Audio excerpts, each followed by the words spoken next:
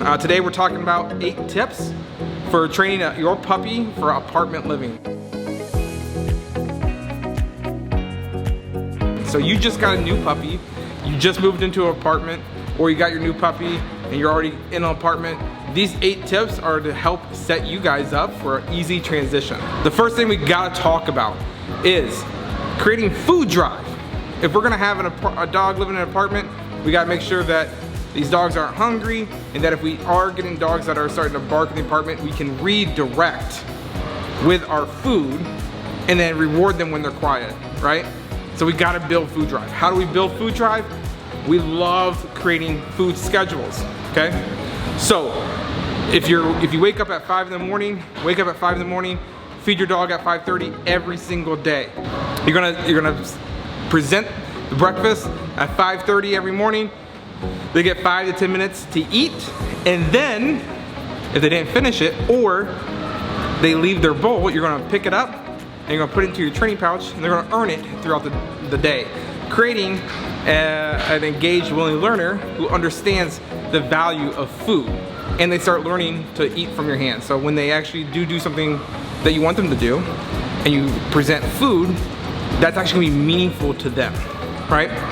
We're also gonna start with the basic commands of sit, down, place, come, right? We're gonna need these behaviors, especially when we live in an apartment, we live in these tight confines. We need our puppies not to be so rambunctious, especially if we're on the upper floor and we have neighbors below us, right? Our neighbors below us don't wanna have dogs that are like thumping around and they can hear above them, right? Let's crate train our puppies, okay? Crate training our puppies is gonna be so valuable when we get to the point where we're leaving our puppies on our own. We don't want the puppies barking, chewing on things, chewing on the carpet. We don't want them peeing, pooping in the house. So potty training or crate training is gonna help us prevent the puppy from getting into trouble when we can't actually watch them, right? The next one is gonna be number 3 or number 4 is gonna be creating meaning to our leash. So when we go out and we're gonna be pottying our dogs, we're gonna be using the leash to manipulate them to go where we need them to go. Every time they're going potty, they're being led on a leash because you know you guys live in an apartment, so they need to understand how to potty on the leash. Let's talk about number 5, which is going to be socialization. And socialization is such a hot topic word right now that people will go to PetSmart, Petco. I don't mean to name those big box store brands, but when we talk about socialization, it's like, hey, come to our store and do a puppy social. Hey, come to daycare and do this puppy social. Which, yeah, and it can help with socialization, but socialization at its truest form is how well can your dog stay composed when they experience something new, like seeing a new dog, or smelling something new, or hearing something new, or feeling something new.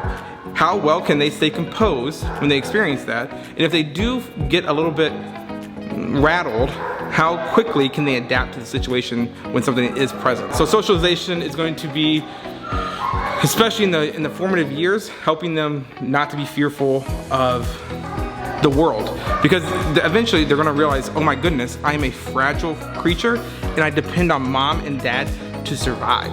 Oh boy, I have to depend on them to get fed, to get the water, to make sure I don't get hit by cars, right?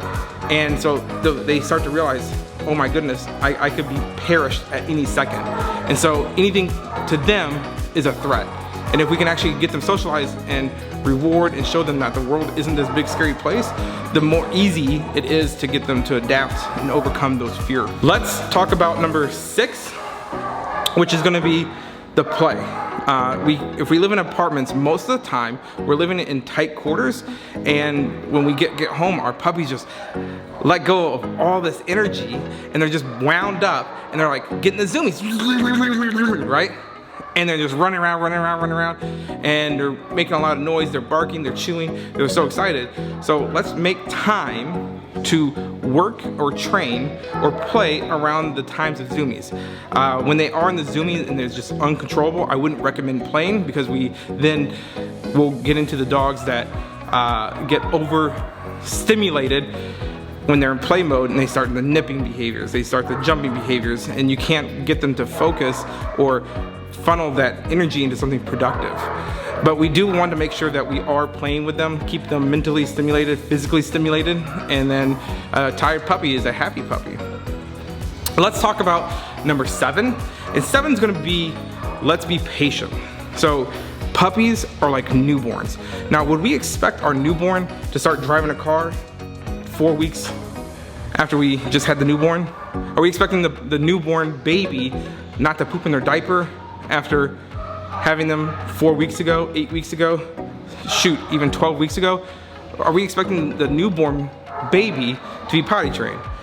If we can't have the same expectations of a newborn baby, how can we possibly be getting upset with our newborn puppies? Yes, they advance a little bit quicker than babies, but they're still babies. And if we can't understand that and we can't be patient with that, then we need to really self-reflect and say, well, what are we really expecting of this dog, this puppy, this baby? And so patient comes in when we're training. It's better to be patient and positive and reward those good behaviors that we want to see over and over again, rather than yelling and getting upset and being punished. The final one is consistent, okay? And where consistency comes into play is if we have expectations of how we want the puppy to interact in our apartment, then we have to make sure that everyone in that entire household or who interacts with our puppy in our apartment maintains those expectations.